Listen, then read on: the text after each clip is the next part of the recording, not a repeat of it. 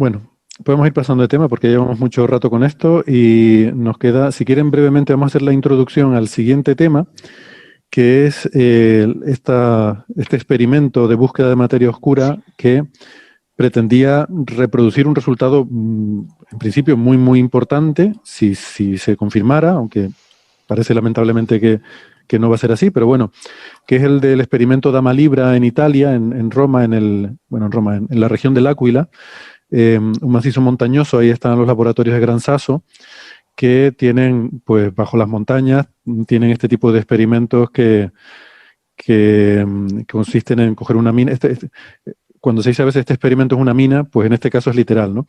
Se coge típicamente una mina abandonada o algún sitio bajo las montañas donde puedas meter, que estés totalmente resguardado de cualquier influencia exterior, y ahí puedas meter pues grandes cantidades de algún elemento que hace de detector, que en este caso es, creo recordar, Francis, que es yoduro de sodio, que la idea es que cuando llega una partícula ahí de materia oscura, que la materia oscura sí puede atravesar las montañas sin ningún problema, choca con uno de estos átomos, produce algún tipo de reacción que genera la emisión de un fotón, y luego todo eso está recubierto de cámaras que pretenden recoger esa emisión de fotones, ¿no?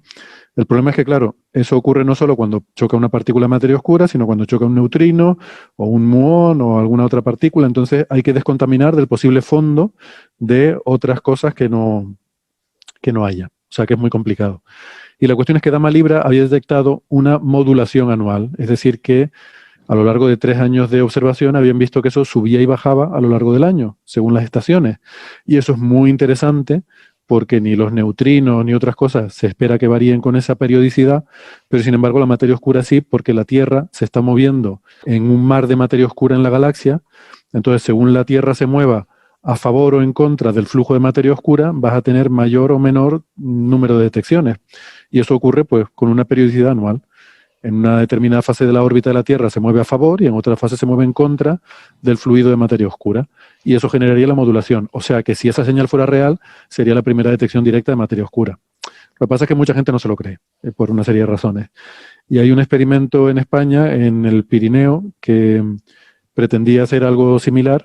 Vale, sí, en principio se han publicado los 3 años de análisis de datos de este experimento ANAIS 112, que está liderado por investigadoras de la Universidad de Zaragoza, está en Canfranc, en el Pirineo, y claro, en 3 años tú deberías de ver una modulación anual, ¿vale? Ya se habían publicado los resultados del primer año, los del segundo año, y estos son los del tercer año. Va a estar tomando datos como 5 años, y después será mejorado el experimento y seguirá tomando datos, ¿no? Hay otros experimentos que compiten con ANAIS 112 en obtener resultados similares.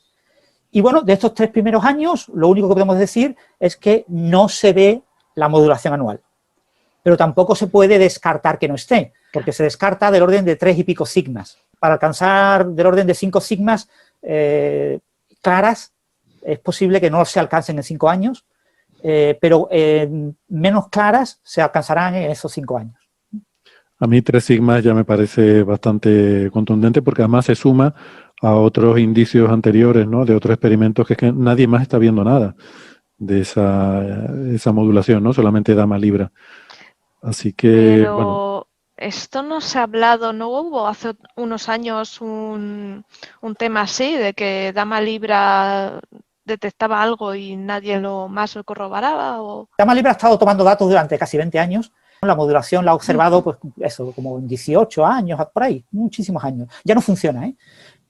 En Gran Sasso ahora se está construyendo SABRE. SABRE es un experimento gemelo, va a haber uno en Gran Sasso y otro en Australia, y utilizan la misma tecnología y van a tratar de comprobar si se observa la modulación, ¿vale? Pero SABRE todavía no está funcionando. Y después está COSINE 100, COSINE 100, ANAIS 112, y hay 2 o 3 experimentos más. O sea, hay muchos experimentos que están tratando de reproducir esta señal. El punto clave que hay que recordar es que si buscamos una partícula que explique esta señal, tiene que ser una partícula extremadamente exótica, que solamente interaccione exactamente con el yoduro de sodio dopado con talio. Porque si no, habría sido observada por otros observadores y ninguno la ha observado. Pero ninguno significa algo así como 20. Han tratado de observar una partícula en esa región de energía y masa y de sección eficaz y no la han encontrado. Y, Francis, ¿hay alguna idea de cuál puede ser lo que esté provocando esa modulación? Si no es, suponiendo que no sea materia oscura, porque tiene pinta de que no es materia oscura, Claro, ¿algún fallo instrumental o algo? Sí, ese es el gran debate, ¿no? de siempre, ¿no? Todo el mundo, o sea, en los congresos de física de partículas y de astropartículas, lo que se comenta, lo que se rumorea siempre es que cuando hay una charla de alguien de Dama Libra, en el turno de preguntas todo el mundo le va a preguntar ¿y por qué no puede ser tal? ¿Y por qué no puede ser esto? ¿Y por qué no puede ser aquello? No. Y esa persona la va a poner muy nerviosa y va a enfadarse y va a generarse un conflicto que después en el coffee break todo el mundo está allí como peleándose porque esto no, ¿pero de verdad habéis verificado eso o no? ¿O dices que eso no es por decir?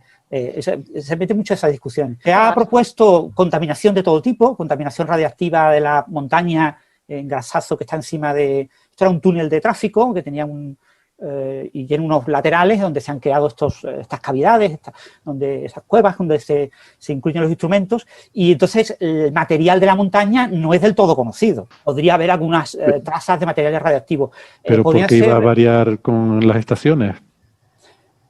Claro, eso es complicado. El tema de la variabilidad es complicado.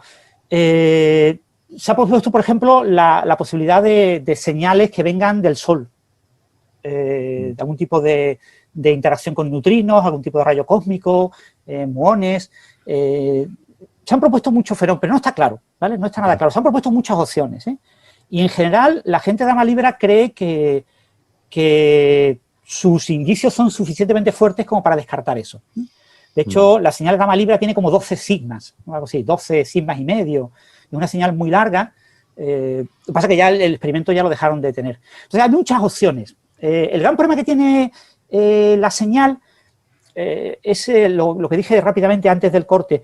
Es que entender una partícula fundamental que interaccione con un detector de yoduro de sodio dopado con talio, y que es un material centelleante, que es un material muy bueno para hacer detectores de partículas, pero que colisione con algunos de esos elementos, o con el sodio, o con el yodo, o con el talio, y que genere esa señal que se observa, pero que sea una partícula que no interaccione ni con el xenón, ni con el neón, ni con el germanio, ni con el silicio, ni con ninguno de los otros materiales que se utilizan en todos los demás detectores.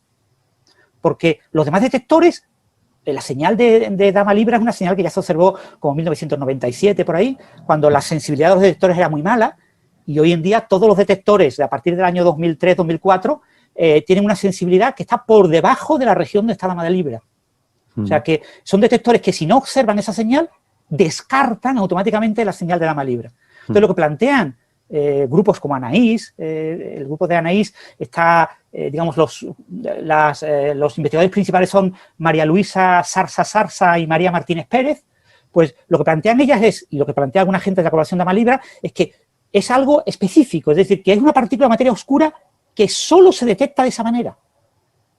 Con lo que la única manera de descartar esa señal tan firme, tan significativa, es utilizar un detector gemelo, un detector que utilice el mismo material. Entonces, una de las cosas importantes que hicieron estas investigadoras de la Universidad de Zaragoza es ir a la empresa que había fabricado los bloques del detector que utilizó Dama Libra. Es una empresa que ya había cerrado, que ya no funcionaba, y hubo que ponerla en marcha para que les fabricara esos bloques, ¿no? El experimento COSAIN 100, que es un experimento coreano, por ejemplo, utiliza el material pero fabricado por otra empresa. Con lo que en realidad el detector no es el mismo, es del mismo material, pero fabricado por otros. Pero bueno, esa empresa ha funcionado ahora con el experimento SABRE. El experimento SABRE es el experimento de gran saso que va a ratificar los resultados de Dama Libra. Entonces, una de las ideas es que pudiera haber algún tipo de fenómeno pues, asociado a la localidad, al hecho de que está en Italia, y entonces la opción es decir, bueno, pues ponemos dos detectores gemelos, uno en Italia, en Gran Sasso, y otro en un laboratorio subterráneo que se encuentra en Australia. En Australia, sí. Claro, eso también lo tienes en extremos opuestos de la Tierra y así, si ves una modulación, si fuera cósmica, tendría que estar invertida, ¿no? En uno y otro. Exactamente, pero tienes que observarlo. Entonces van a utilizar un detector muy parecido al de Dama Libra, pero colocado los dos detectores, ¿no? Entonces, el gran problema que tenemos es ese. Hay que decidir esta cuestión de qué es lo que lo provoca. Es muy posible que nunca se llegue a saber cuál es la causa de la modulación anual de Dama Libra, porque es muy posible que estos detectores como Anaïs 112, como Cosine 100, como Sabre, como Picolón, como el Picolón está en Kanmalan, está en Japón. Hemos hablado muchas veces de Katu Tokai, ¿no? El camión Katu Tokai, para ver neutrinos, y pues ahí tienen también un detector de este tipo que se llama, el que tienen ahora mismo es Picolón, que es pequeñito, y el siguiente se va a llamar Pico, el más grande. Y así tienen varios, o sea, hay muchos detectores en el mundo que están tratando de buscar esta señal, porque a priori es la señal más significativa de materia oscura, pero es que nadie se la cree, o sea, ningún teórico se la cree, porque es extremadamente difícil explicar esta señal, ¿vale? Claro. En el año 2000 era muy fácil, ¿eh? En el año 2000 teníamos la respuesta, teníamos todas las características de la partícula. Claro, pero el problema porque es que, no había otros detectores que claro, lo pero vieran. cuando otros detectores buscaron esa partícula y no la vieron, pues, y eran Claro. muchos los que no la veían, pues entonces no es esta partícula. Entonces, ya no tienes el premio Nobel. Entonces, saber que tú tienes el premio Nobel como investigador principal, a darte cuenta de 20 años más tarde de que la gente te ningunea y te considera un don nadie, pues te debe molestar bastante. Ya me imagino. Y bueno, hay que tener en cuenta también que ha habido muchos fiascos de la física de partículas italiana. Todos nos acordamos de Opera, los neutrinos superlumínicos, Sí. el Gran Sasso. Era también en Gran Sasso, ¿no? Sí. Los neutrinos superlumínicos. Venían del CERN, el chorro de neutrinos se generaba en el CERN, en una aplicación específica, que era CERN-2 Gran Sasso, CNGS, y iban a un detector que estaba allí, el detector de Opera, que en principio estudiaba neutrinos, bueno, la oscilación de neutrinos muónicos a neutrinos tau. Y eso lo descubrió, fue el primer observatorio. Opera fue un éxito, porque observó a 5 sigmas el neutrino tau producido en un chorro de neutrinos muónicos. Pero claro, tuvieron ese fiasco, y ha habido otros fiascos. Es decir, hay varios instrumentos italianos que han dado señales de falsa alarma, y hay un cierto resquemor hacia este tipo de señales tan firmes, tan evidentes, ¿no? Los neutrinos superlumínicos de Opera también tenían como 6 y pico sigmas. Claro, es que siempre tenemos que recordar que usamos este criterio para indicar la fiabilidad de un resultado, pero eso es respecto a errores aleatorios. O sea, hay errores sistemáticos y errores aleatorios. Cuando decimos que esto es válido a tanto sigma, estamos refiriéndonos a los errores aleatorios, quiere decir al ruido. ¿Cuánto declaras tu señal sobre el ruido? Pero luego está el hecho de que si tu señal está mal porque hay un cable pelado y está tocando y haciendo masa, pues ahí tienes un error sistemático que no está incluido en esos sigmas, ¿no? Entonces, tú puedes detectar a 20 sigmas algo incorrecto. Es como cuando se hablaba del pulido del telescopio, del espejo del Hubble, ¿no? Que estaba pulido con una super precisión y estaba mal, pero la precisión era exquisita, pero la superficie no era la correcta. Estaba pulido con una perfección inusitada a una superficie que era incorrecta. Y luego hubo que corregirlo, ¿sí? Aquí puede ocurrir eso, porque también hay que tener en cuenta que este tipo de experimentos tienen una enorme cantidad de cableado, de detallitos, y realmente la gente que lo que de trabaja Opera en un al final era instrumento... cableado, ¿no? Era Sí. un tema de electrónica. Sí, bueno, aquello fue un cable mal puesto, un cable que no estaba bien conectado. Un cable de esto de coaxial, de esto de fibra óptica, que estaba un poquito salido. Y entonces cuando tú hacías fotos al instrumental, aparentemente el cable estaba bien puesto. Pero cuando tocabas el cable, uy, pero esto está suelto, hay que enchufar un poquito más. Y le dieron el poquito más para ponerlo en su sitio, y ya se arregló todo el asunto y ya se veían los neutrinos como se tenían que ver, ¿no? Madre Claro, mía, descubrir eso es la muy verdad difícil. es que me da ¿vale? pena a la gente, claro. O sea, claro. el experimento tenía, no recuerdo, eran miles de kilómetros de cables.